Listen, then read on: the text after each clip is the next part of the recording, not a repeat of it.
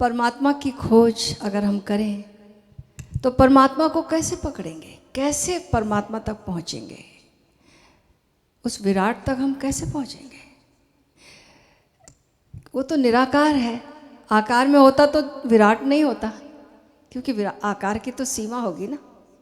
तो उस निराकार को, उस विराट को कैसे कैसे उसका दामन पकड़ें, कैसे उस तक पहुँचे, कैसे उसकी झलक पाएं? तो उसके गुणों को पकड़ सकते हैं हम।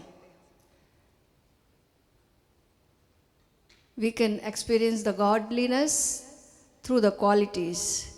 सत्यम शिवम सुंदरम एक शब्द है। परमात्मा सत्य है, परमात्मा शिव है, परमात्मा सुंदर है। यद्यपि हम चैतन्य की साधना कर रहे हैं, आपके मन में आया होगा कि चैतन्य की साधना कर रहे हैं, फिर सत्यम शिवम सुंदरम का क्या संबंध है चैतन्य से? जैसे सच्चित आनंद, चैतन्य जो है उसकी ही साधना कर सकते हैं, ब्लिस अपने आप आएगा जितने जितने चैतन्य हम होंगे, और सत्य के उतने उतने हम निकट पहुंच जाएंगे। तो हम अपने चैतन्य को जितना बढ़ाएंगे, जितना जितना इसकी लौ बढ़ाएंगे, उतना हम पाएंगे कि हम आनंदित होते जा रहे हैं, उतना हम पाएंगे कि हम सत्य के निकट पहुंचते जा रहे हैं। सत्य क्या है? जो चेंज नहीं होता, जो सदा सदा से है। हमारी दृष्टि उस पर जाएगी, उस कील पर। ऐसा है जैसे एक कील है और उस पर पूरा पहिया चल रहा है बैलगाड़ी का। वो जो चल रहा है वो परिवर्तनशील है। सत्य वो भी बाद में समझ में आएगा, लेकिन परिवर्तनशील सत्य है। वो परिवर्तनशील सत्य पकड़ोगे तो दुख और सुख आएंगे। तो लेकिन कील जो है, वो कील को जब पकड़ोगे तो वहाँ पर शांति है, वहाँ पर आनंद है। उस कील तक, चाक पर कितना भी घूमते रहो, यात्रा दिखेगी हो रही है, लेकिन कोई यात्रा नहीं होगी। हमें बाहर जाना पड़ेगा, हमें कील तक आना पड़ेगा। तो चैतन्य की साधना, जो चैतन्य को साधेगा। कुछ लोग हैं जो सत्यम शिवम सुंदरम को साधते, तो शिवम बीच में इसमें भी है। शिवम की साधना तभी हो सकती है, जो शिवम की साधना कहते हैं वो कहते सेवा करो। लेकिन भाई जब तक होश नहीं होगा, चैतन्यता नहीं बढ़ेगी, संवेदनशीलता नहीं बढ़ेगी, जागरूकता सजगता नहीं बढ़ेगी, तो हम शुभ कर ही नहीं सकते। सबने एक बहुत पुराना चुटकुला है, सुना ही होगा कि एक बार एक टीचर ने बच्चों से पूछा, क्योंकि उसने शिक्षा दी थी कि सेवा करना है सबको, और सब लोग आकर एक एक उदाहरण पेश करेंगे कि तुमने कौन सी सेवा का कार्य किया है। तो मिशनरी क्रिश्चियन स्कूल था, गए लोग, बच्चे गए नेक्स्ट डे।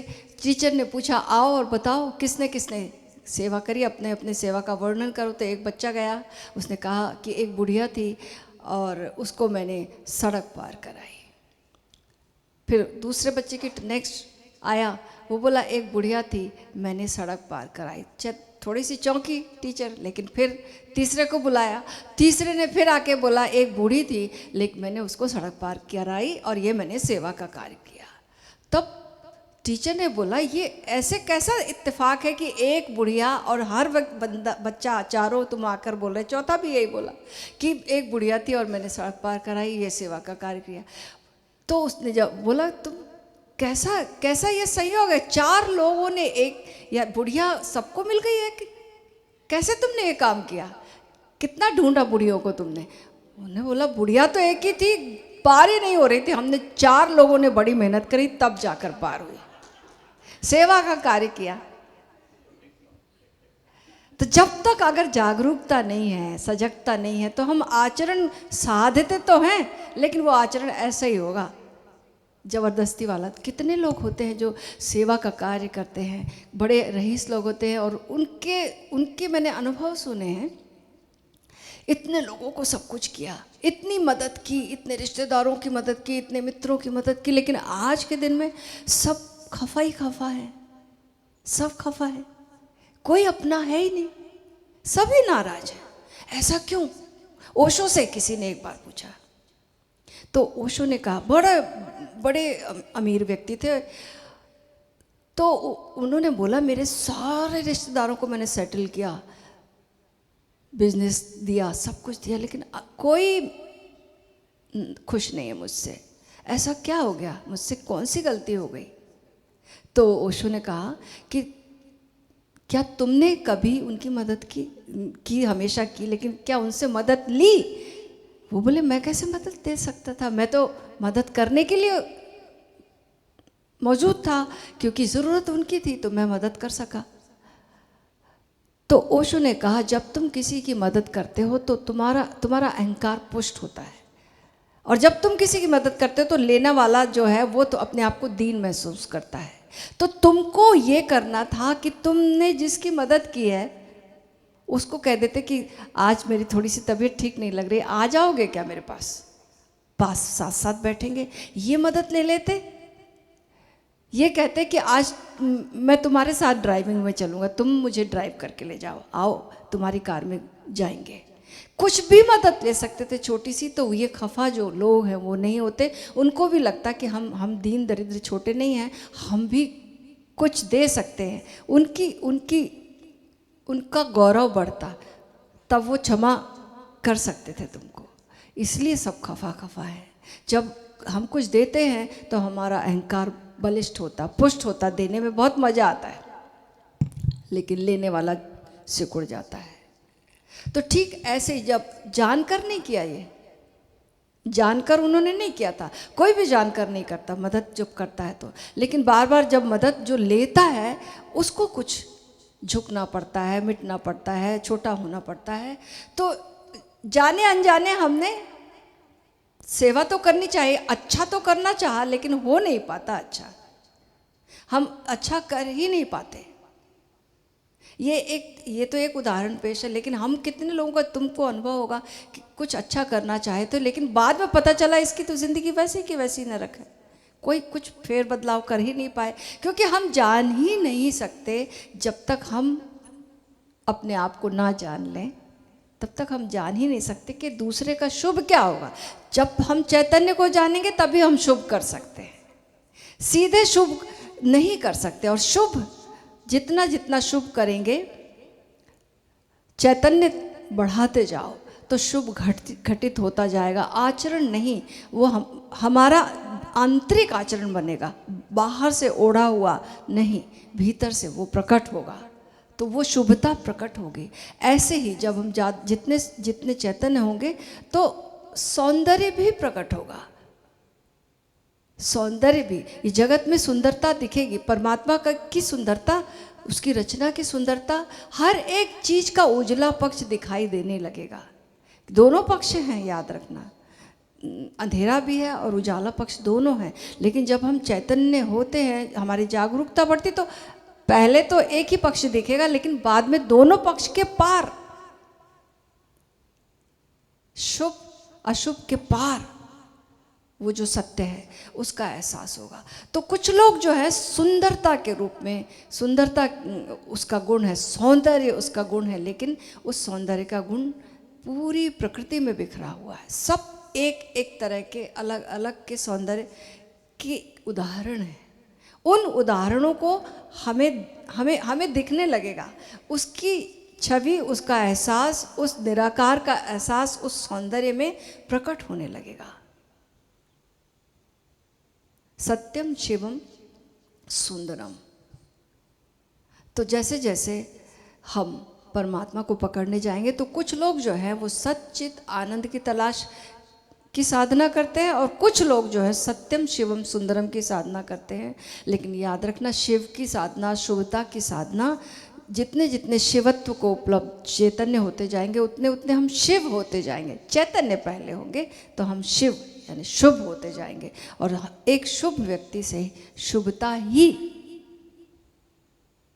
बढ़ती है, शुभता ही वह शेयर कर सकता है। लेकिन उसके पहले अगर बिना जागे हुए, बिना चैतन्य को साधे हुए हमने शुभता, वो नैतिक और अनैतिकता की बात है, शुभता देने की कोशिश की तो हमारी सफलता उसमें नहीं है, और उससे परमात्मा तक पहुंचने का कोई संबंध भी नहीं बनता। लोग कहते ना, मैंने इतने पुण्य किए, इतनी भलाई की, मेरा स्वर्ग निश्चित, इसलिए कर रहे हैं, पीछे इंटेंशन दूसरा है कि हमें स्वर्ग मिल जाए, इसलिए कर रहे हैं। वो शुभता नहीं है, उससे परमात्मा का कोई संबंध नहीं। सम्राट वू ने जब पूछा बोधिधर्मा से कि मैंने इतने धर्मशालाएं बनाई, इतने भिक्षुओं को रोज भोजन कराता हूँ, इतने स्क्रिप्चर्स मैंने लिखवाए, सेव कराए, मेरा स्वर्ग में कहाँ पर स्थान होगा? तो प्रभु ने कहा तुम्हारा नरक में स्थान होगा। वो तो चौंक गया, क्योंकि किसी कारण से किसी कारण से जब हम कुछ करते हैं, किसी लोभ से हम जब कुछ करते हैं, तो निश्चित रूप से हमारा अहंकार, कर्ता भाव और मजबूत हो रहा। और जब तक कर्ता भाव है तब तक हम शून्य नहीं हो सकते, फना नहीं हो सकते, और शून्य नहीं हो सकते तो प्रभु से मिल नहीं सकते, क्योंकि समान समान से मिलता है। वो हम जब तक आकृति में हैं तब तक नहीं, जब तक हमारे विचार हैं, जब तक हमारी भावनाएं हैं, जब तक हमारा कोई रूप है, हम उससे नहीं मिल सकते। जब तक कि हम शून्य ना हो जाए, मौन ना हो जाए, शांत ना हो जाए, खाली ना हो जाए, फिर उससे मिलन होगा। तो जब भी हम शुभ करने की कोशिश करेंगे, कर्ता भाव और मजबूत होगा। जब भी हम सौंदर्य को खोजने की कोशिश करेंगे बाहर, तो बाहर केवल सौंदर्य नहीं मिलेगा, बड़ी कुरूपताएं भी मिलेगी, और फिर और फ्रस्ट्रेशन मिलेगा, और फ्रस्ट्रेशन मिलेगा। सौंदर्य जो है वो भीतर खोजने की जब हम कोशिश करेंगे अपने भीतर, तो वो दृष्टि फिर निर्मल हो जाती है। उस दृष्टि, उस निर्मल दृष्टि, निर्मल यानी पवित्र दृष्टि, यानी शून्य दृष्टि, किसी आग्रह से नहीं, किसी पूर्वाग्रह से नहीं, कोई मान्यता से नहीं, कोई धारणा से नहीं। जब हम खाली आंख से इस जगत को देखते हैं तो परमात्मा सौंदर्य के रूप में नजर आता है। लेकिन साधना जो है वो चैतन्य की ही करनी होगी। दिन ब दिन अपनी जागरूकता की मात्रा और अपने चैतन्य को और निखारें। जितना जितना चैतन्य निखरेगा, एक दिन पाएंगे अपने भीतर हम पहुंच गए, अपने निराकार स्वरूप में, अपने जब स्वरूप में पहुंच गए, उस दिन भगवान शिव कहते हैं कि प्राण समाचार की घटना घटती है। प्राण समाचार यानी जिस दिन हम अपने भीतर गए, अपने प्राणों में डूबे, अपने अंतरतम में गए, अपने कॉन्शियस को पहचाने, अपने चैतन्य को जाने, उस दिन जानते हैं, उस दिन पाते हैं, उस दिन अनुभव करते हैं कि सबके भीतर वही चैतन्य मौजूद है। मैं और तू का भेद गिर जाता, कांच अलग अलग होंगे, रंग अलग अलग होगा, ज्योति जो है वो जो भीतर की वो एक ही ज्योति है, रंग मैटर नहीं करते। और उसी से सौंदर्य है, उसी से सौंदर्य। एक ही रंग के अगर बल्ब होते तो कैसा सौंदर्य होता बताओ?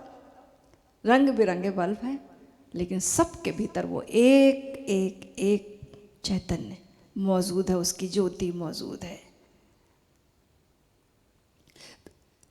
फिर जब आंख बंद होती है तो भीतर भी आनंद और बाहर भी आनंद। क्या नजारा ये मेरे अंदर है, क्या नजारा ये मेरे अंदर है। नूर ही नूर का समंदर है, नूर ही